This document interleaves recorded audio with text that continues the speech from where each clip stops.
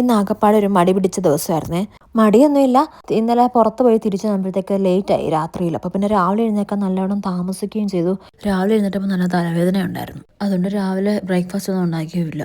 അപ്പോൾ പിന്നെ പെട്ടെന്ന് ഉച്ചയ്ക്കുള്ള കറി എന്തെങ്കിലുമൊക്കെ അങ്ങ് റെഡിയാക്കാമെന്ന് വിചാരിച്ചു. അങ്ങനെ ആദ്യം തന്നെ ചോറിനുള്ള വെള്ളം അങ്ങ് വെച്ചു.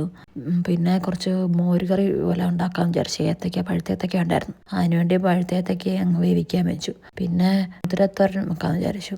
മുതിര ആദ്യം നാളായില്ല ഞാനിവിടെ ഉപയോഗിക്കാൻ തുടങ്ങിയിട്ടെ. ഇതുപോലെ ഈ വീഡിയോയിലൊക്കെ കണ്ട് മേടിച്ചതാണ് മുതിര. അത് പക്ഷേങ്കിൽ നല്ല ടേസ്റ്റ് ആണ്. നമ്മുടെ വലിയ വൻപയറിൻ്റെ ടേസ്റ്റ് തന്നെ, അല്ലാതെ വേറെ പ്രത്യേകിച്ച് ടേസ്റ്റ് ഒന്നുമില്ല. മീൻസ് വൻപയർ ഇഷ്ടപ്പെടുന്നവർക്ക് ഇഷ്ടപ്പെടുന്ന ഒരു ടേസ്റ്റാണ്. അതിൻ്റെ സെയിം ടേസ്റ്റ്. തോരൻ വെച്ചാൽ വൻപയറാണോ മുതിരയാണോ എന്ന് മനസ്സിലാക്കാനൊക്കത്തില്ല. അപ്പോൾ പിന്നെ അത് വെക്കാമെന്ന് വിചാരിച്ചു. അത് അങ്ങ് കുക്കറിനകത്തോട്ട് വേവിക്കാൻ വെച്ചു.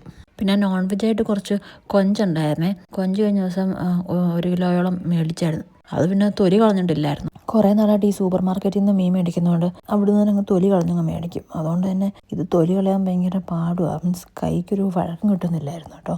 അതുകൊണ്ട് തന്നെ ഇന്ന് അത്യാവശ്യത്തിനുള്ളത് കുറച്ചെടുത്ത് ക്ലീൻ ആക്കാമെന്ന് വിചാരിച്ചു. സാധാരണ മീനൊക്കെ ആണെങ്കിൽ മറ്റേ തലയും മലയൊക്കെ കളഞ്ഞാൽ മതിയല്ലോ. ഇതിൻ്റെ അകത്ത് ആ നൂല് പോലത്തെ സാധനം കളയേണ്ടത് കൊണ്ട് ഭയങ്കര എന്താ പറയുക, കുറച്ച് സമയം എടുക്കുന്ന പരിപാടിയാണ്. അങ്ങനെ പിന്നെ ഞാൻ തൊലി കളയാൻ നോക്കിയിട്ട് അങ്ങോട്ട് ഒരു സ്പീഡില്ല കേട്ടോ.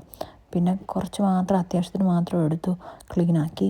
ബാക്കി വന്നത് രണ്ടായിട്ട് അങ്ങ് ബോക്സിനകത്താക്കി വെച്ചു കേട്ടോ. അത് പിന്നെ ഇപ്പോൾ ആവശ്യത്തിനനുസരിച്ച് എടുത്താൽ മതിയല്ലോ. എല്ലാം കൂടെ ഒരുമിച്ച് ക്ലീൻ ആക്കാൻ ഭയങ്കര പ്രയാസമാണ്. എന്നിട്ട് പിന്നെ കുറച്ച് വെള്ളം ഒഴിച്ച് അതങ്ങ് ഫ്രീസറിലോട്ട് വെച്ചു.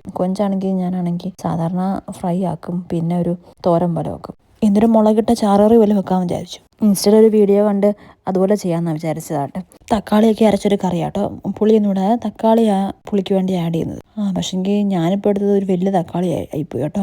അതുകൊണ്ട് തന്നെ കറി ആയപ്പോഴത്തേക്ക് ഭയങ്കര അങ്ങ് പുളിയായിപ്പോയി. പുളി അങ്ങ് കൂടിപ്പോയി. അത്രയും തക്കാളി വേണ്ടായിരുന്നു. വലിയ തക്കാളിയായിരുന്നു ഞാൻ എടുത്തത്. പിന്നെ തോരൻ ഓൾറെഡി അരപ്പരച്ച് വെച്ചായിരുന്നു കേട്ടോ.